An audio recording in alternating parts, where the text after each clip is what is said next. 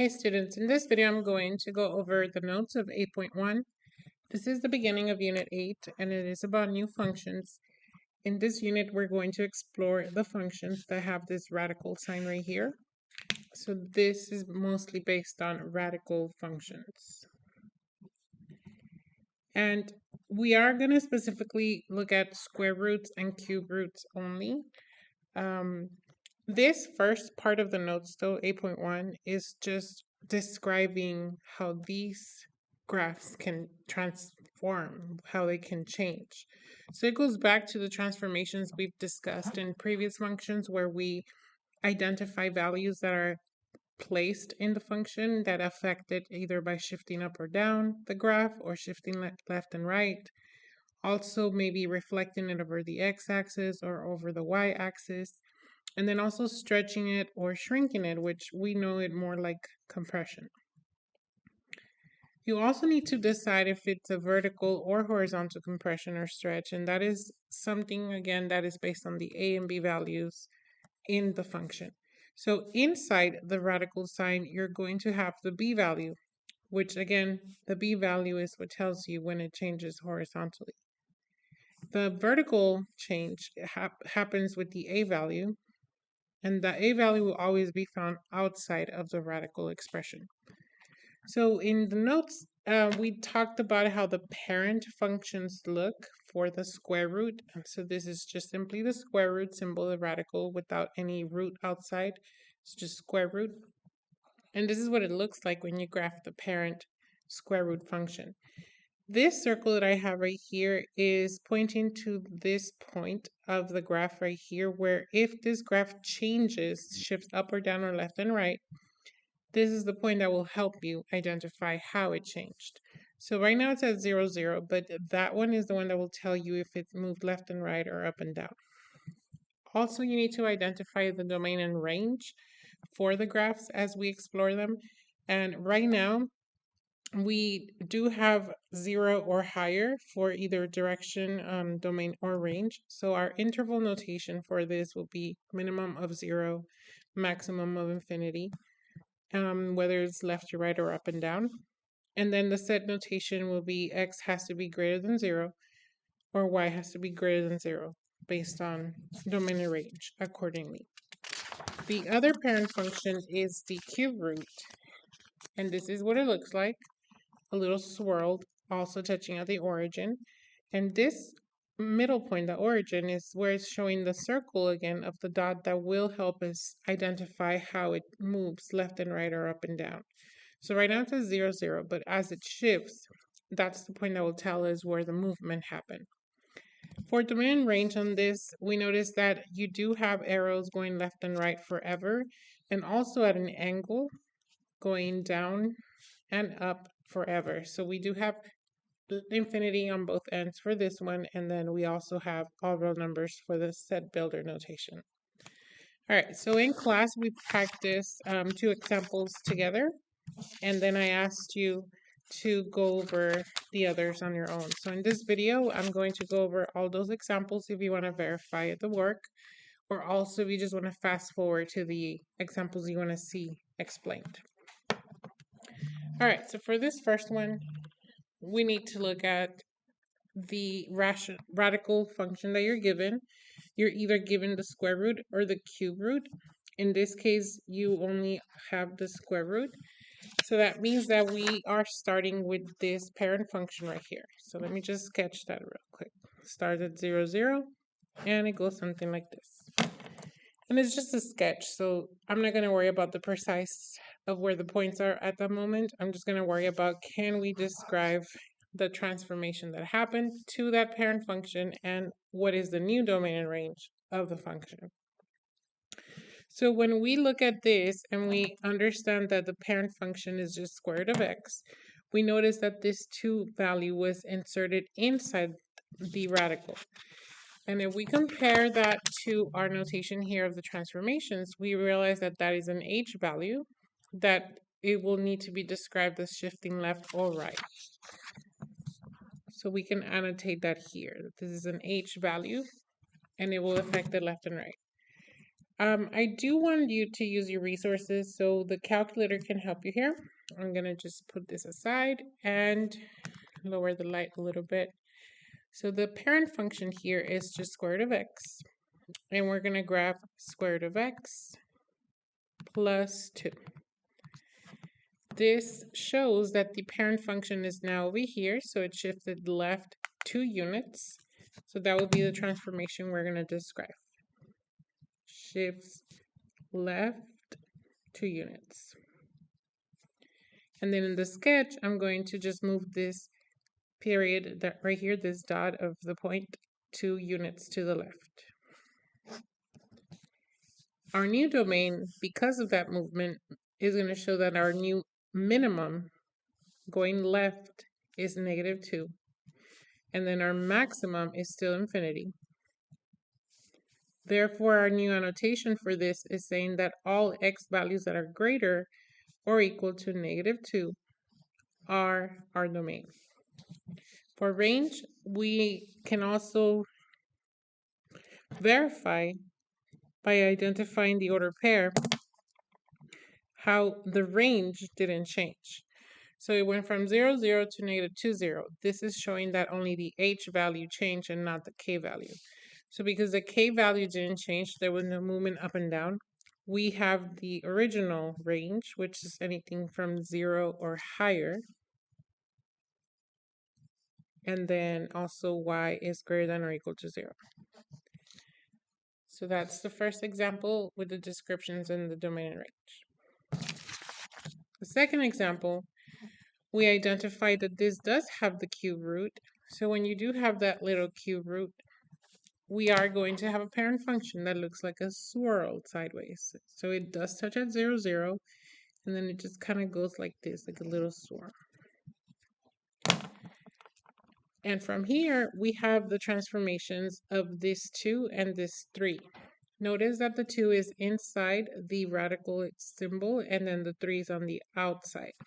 So therefore, if we compare it to our notes here, we can say that the 2 is the h and the k is the 3 on the outside.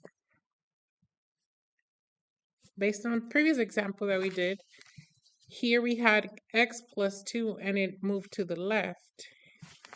Here we have x plus 2 again, so it will definitely move to the left. And then the k, according to our notes, when the k is positive, it shifts up. When the k is negative, it shifts down. So this is saying that it's going to shift up. Let's just use our calculator to confirm this. So let me go ahead and change these graphs.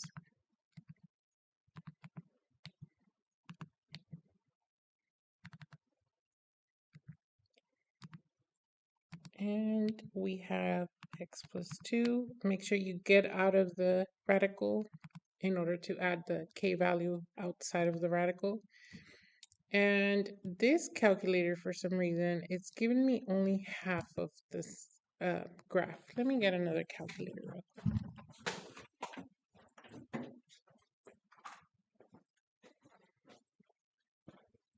Some of these calculators have the settings incorrectly, but this is more like the correct way that it should be showing it. So this, the original is what we have sketched, and the red one in here is the new version, which does confirm that this middle point of the origin moved 2 units to the left and 3 up.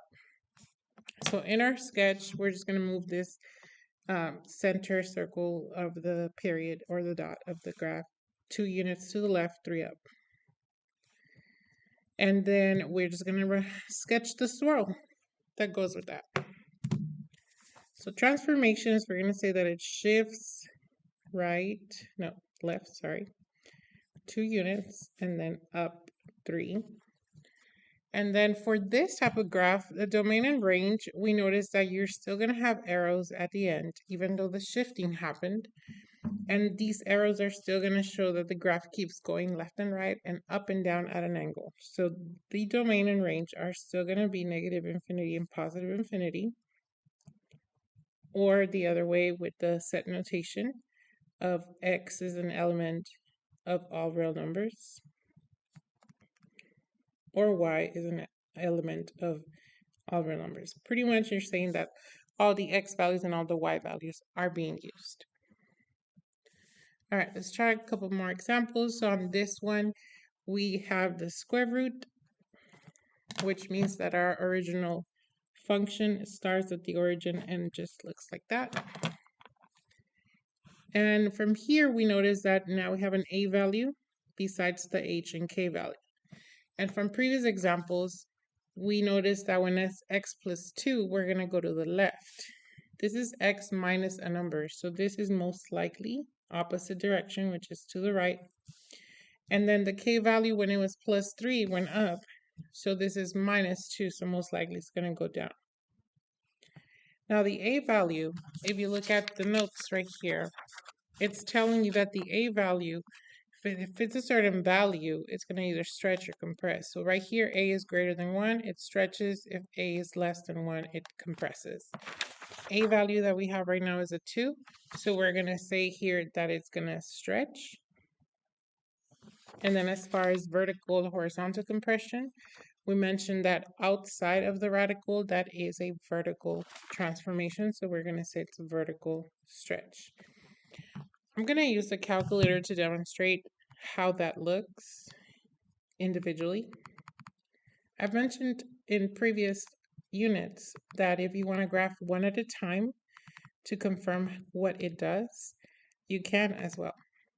So for example, the first one, I'm going to write a 2 in the front and show you what that 2 does individually. So it shows you that the parent function was this blue one, and then that one with the 2 makes it go higher. So that it shows you that is a vertical stretch. I can use a rubber band to help you see that visual. I have a rubber band, and if I vertically stretch it, I make it go higher. If I was to compress it vertically, it will make it go lower towards the x-axis. If I was to stretch this horizontally, it would also make it go towards the x-axis. And if I was to compress this horizontally, it will go up as well. So horizontally compressed and vertical stretch look like the same thing. However, based on where this number is at, you're either going to say vertical or horizontal. So keep that in mind. So we do confirm that we have that vertical stretch by 2. And then now let's check what the other parts do. So that minus 4, if I graph it individually just with that minus 4, it shows me that the 4 does move it to the right 4 units. And then if I type only the minus 2 at the end, it does show that it goes down 2 units. So that confirms those movements. If I put it together, I'm going to notice the shifting left and right. But that number 2 as an a value is tricky because sometimes if you don't have them next to each other, it's hard to see what happens. Let me go ahead and add these descriptions. It shifts right 4 units and down 2 units. So therefore, we're going to sketch this shifting to the right 4 units and down 2, and then just becoming a little bit stretched vertically. Domain-wise, we notice that now because it's shifted to the right, we don't have the point being 0, 0 anymore. We have 4, negative 2. So this tells you your h and your k. This tells you that it shifted right 4 and down 2. So the domain is now 4 being your minimum and anything to the right. So 4 and then infinity. Or x values that are greater than or equal to 4. And then for the range, since we shifted down, now our lowest y value is negative 2. So we're going to have negative 2 all the way to positive infinity, or y values that are greater than or equal to negative 2. All right, in our next example, we have another cube root, which means that we need to sketch the little swirl. And here we notice there's a negative in the front, so that is an a value. There's a positive 7, so that's the h value because it's inside the radical. and then there's a positive 1 as a k value. So from the experience of doing these previous problems, we noticed that if it's a plus 1 as a k, it's going to go up because opposite was down. And then when it's x plus 7, instead of x minus, we're going to now go opposite direction, so to the left. This negative, though, be very careful. We do want to emphasize that when the a is negative, according to the notes, when the a is negative, it reflects over the x. And then when the b, or technically the x, or this part, is negative, it reflects over the y. So just remember the negative being there. Therefore, the conclusion for this, the a value is negative, so it's going to be over the x-axis. So reflects over x-axis and shifts left 7 units and shifts up 1 unit. I want to graph this to show you whether it's going to make a difference when the negative is on the a value or b value. So let me type this real quick. So I'm going to first do the a value. So I'm going to put a negative in the front, right there. Put a negative. And then this shows you how the graph looks like it flipped over. If we change that negative to now being on the inside of the radical, it's going to have the same graph. So this is one of those topics that you cannot tell if it was over the x or the y. You just have to know what that negative value is going to do. If we put it all together, we're going to have the reflected version along with the shifting. So just focus on that middle turning point and it'll tell you where it went. So it used to be 0, 0, and now it's over here. So that is shifting to the left 7 and 1 up. So 7 and then 1 up. And then it switched directions because of the reflection. So we're going to do the swirl backwards. As far as domain and range, because there's arrows on both ends and they are going at angles, the domain and range remains as negative infinity and positive infinity, which also implies that you have all real numbers for both. Okay, let's move on to the last two problems. On number 5, several students were wondering what that 1/3 does. Let's talk about that. And then we also notice there's a negative as well. So these together are an a value, but the descriptions are two different descriptions. You gotta describe what that negative does and then what that 1/3 does.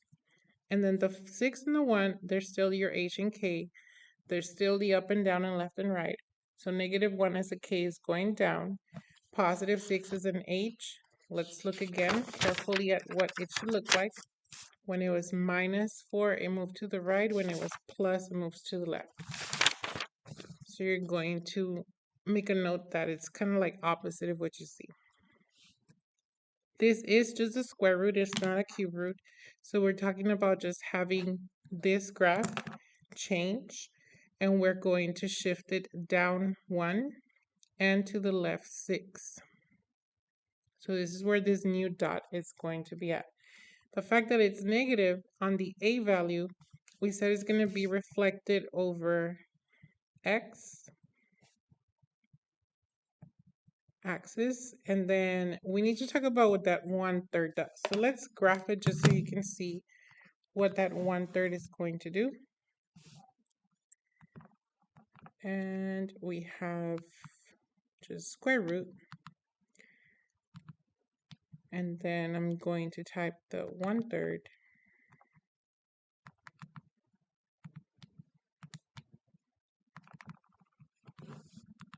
So this shows you that the 1/3 definitely squashed it down towards the x-axis. 1/3 is still an a value, so we are going to describe it vertically. you can either stretch it or compress it. So for the rubber band to have squashed down, you have to vertically compress it down. So we're going to see vertically compressed by 1/3. And then the 6, we're going to say that it shifts 6 left and 1 down. So I'm going to just type it all together just to confirm that.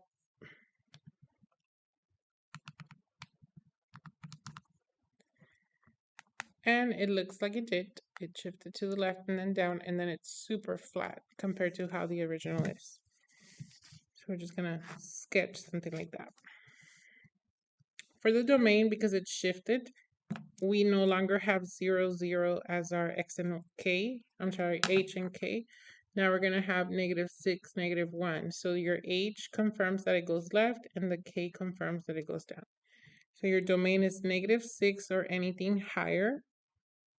So -6 or infinity, or x is greater than or equal to -6. Then the range is still going up.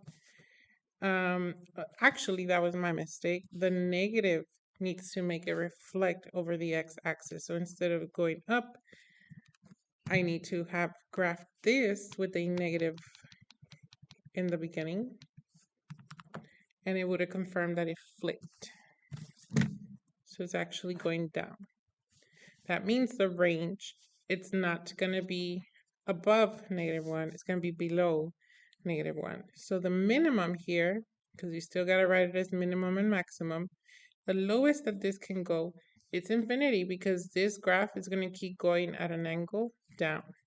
So it's -infinity, and the highest is going to go, it's that -1. And therefore our range will be y is less than or equal to -1. Because it's anything below -1. This is just going down. All right, let's do one more. And this one is asking you to do the cube root. So we're going to have the swirl. And this is just saying that you're going to have the function -2. So that's definitely just a k value. It's on the outside of the radical. So this is just saying that it's shifting down. So you're going to shift this down 2 units. And then now you're going to have this. So you're just going to shift down 2. And your domain and range stay the same. This type of function goes on left and right and up and down forever. So you're going to just have -infinity and +infinity, or all real numbers. And -infinity and +infinity, or also all real numbers. Okay, I hope these notes help you understand transformations a little bit better.